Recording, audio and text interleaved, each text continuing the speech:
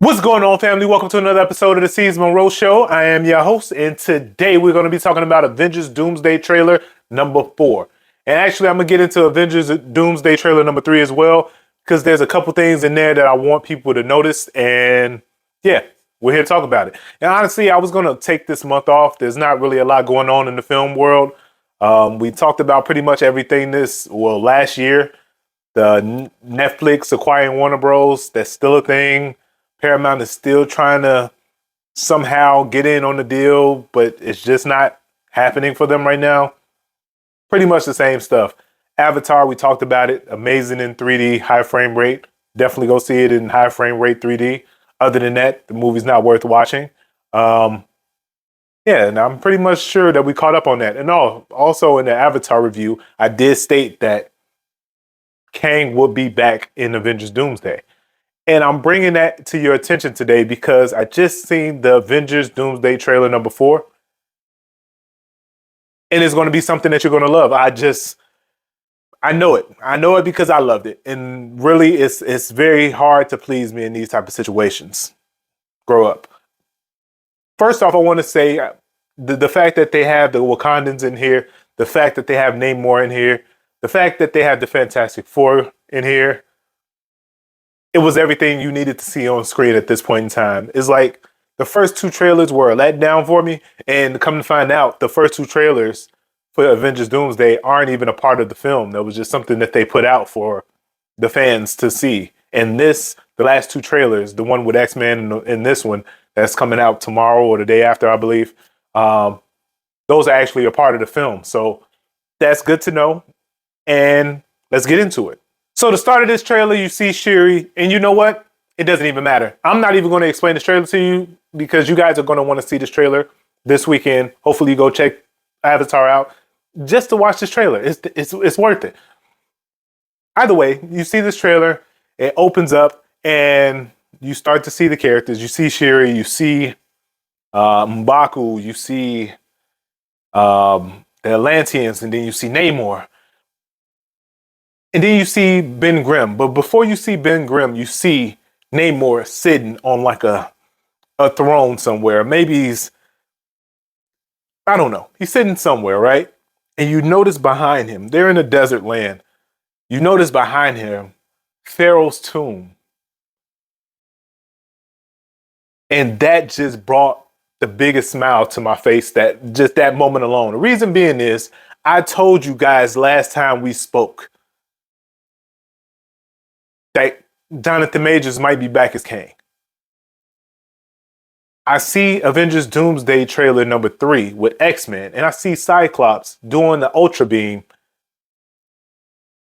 in just the middle of nowhere, and I see, I'm not going to say it's just a giant's legs walking by, or feet, whatever. It was like a calf and a foot. You get what I'm saying here. They were kind of just walking off in the background. And again, I get it. Those could be Sentinels. I doubt that they're Sentinels. The reason why I doubt that is because it was watching Ant-Man Quantumania, those damn Kang shoes, they were literally like focused in on those shoes a few times. Like it was weird, but it was just letting you know that this is who this guy is. This is his gear, whatever. And when I see that huge being walking away,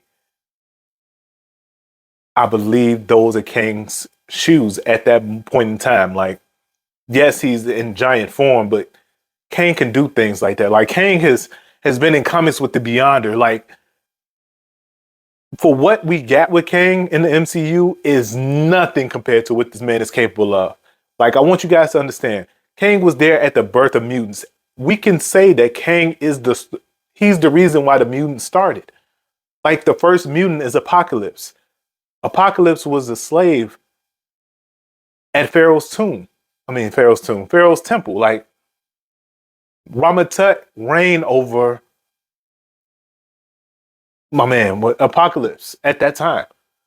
So just that little thing. And again, Kang is from the future. So him coming back and doing that, it's all possible. It is all possible. And with this film, again, when I did a review for Fantastic Four First Steps, 6 months ago. Told you guys. You seen Doom's clothes. You did not see Doctor Doom. And I had a feeling that that might just be Kang with the baby. I mean, I can't even think of his name right now because I'm so excited about Kang, but Franklin Richards. There you go. And again, Kang is a descendant of Reed Richards, or in some cases, he's a descendant of Victor Von Doom. So we don't know which way the MCU is going to take this story and go off with it. But I see exciting things happening in our future. And could this reset a timeline? Absolutely.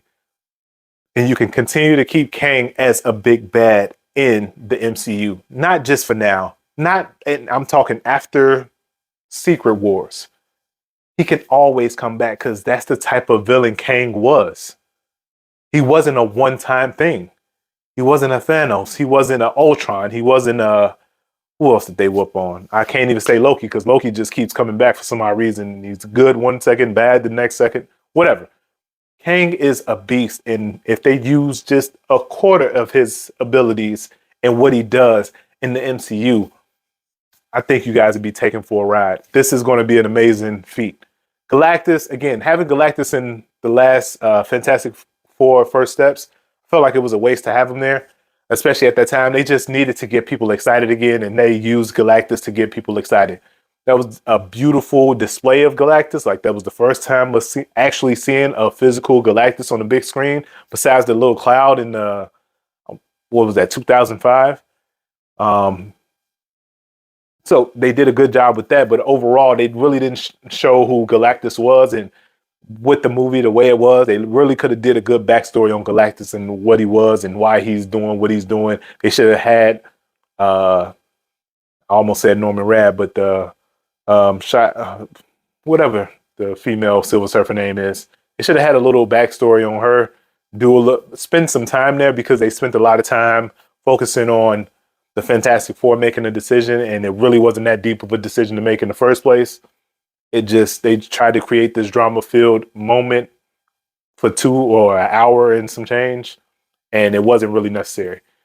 Could have told some story in there about Galactus, Shy Ball, or whatever the lady name is, and that would have been a better story than what we got. Again, the movie wasn't terrible, but it could have been a lot better, and it could have got people more excited about what's to come in the future. Okay, so I'm gonna say that I think Kang is back, man. I see Pharaoh's tomb. Why do I keep saying tomb? I see Pharaoh's temple in the background. I think this is happening, man. And I can't wait to see more. And I think we're going to get like the full trailer. Either, hopefully they don't give us Kang on the Super Bowl trailer. Hopefully they hold that off until like the summer, maybe. Just later on. Just don't give it to us right now because we got 11 months and some change to go. Give it to us 6 months down the road.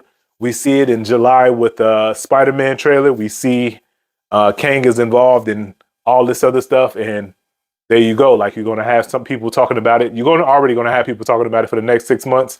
You're going to give people another reason to talk about it for the next 5 months after that. So we shall see, guys. What do you guys think? Do you think Kang is going to be in the next Avengers film? Let me know down below. I appreciate y'all for tuning in for another episode of the Seez Monroe Show. Please excuse my voice. I am a little under the weather, but it is what it is. I'm here for y'all. I had to talk about this. I appreciate y'all for tuning in for another episode of the Seez Monroe Show. I'll see you next time. Peace.